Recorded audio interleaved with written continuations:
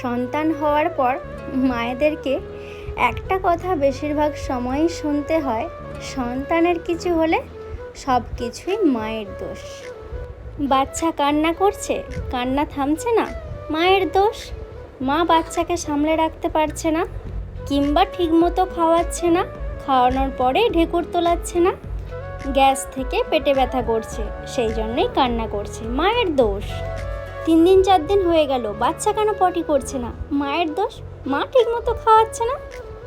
বাচ্চা এত কান্না করে কেন, মায়ের দোষ। বাচ্চা একদম ঘুমাতে চায় না, মায়ের দোষ। মা নিশ্চয়ই প্রেগনেন্সিতে সারাক্ষণ জেগে কাটিয়েছে। বাচ্চা এত ছটপটে কেন, মায়ের দোষ। মা ছোটবেলায় যেমন ছিল তেমনই তো বাচ্চা হবে। যা কিছু বাচ্চার খারাপ গুণ দেখতে পাবে সব মায়ের দোষ, আর যা কিছু ভালো গুণ আছে সেগুলো পরিবারের বাকি সবাই ভাগাভাগি করে নেবে। বলি, মায়েদেরকে দোষ দেওয়া খুব সহজ, তাই না? খুব সহজেই মায়েদেরকে দোষ দেওয়া যায়। মায়েরা যেসব নির্ঘুম রাতগুলো কাটিয়েছে, এখনও কাটাচ্ছে, পারলে তাদের সঙ্গে রাতের পর রাত জেগে তারপরে না হয় এই কথাগুলো বলতে এসো, তখন বুঝবে মায়ের দোষ কাকে বলে।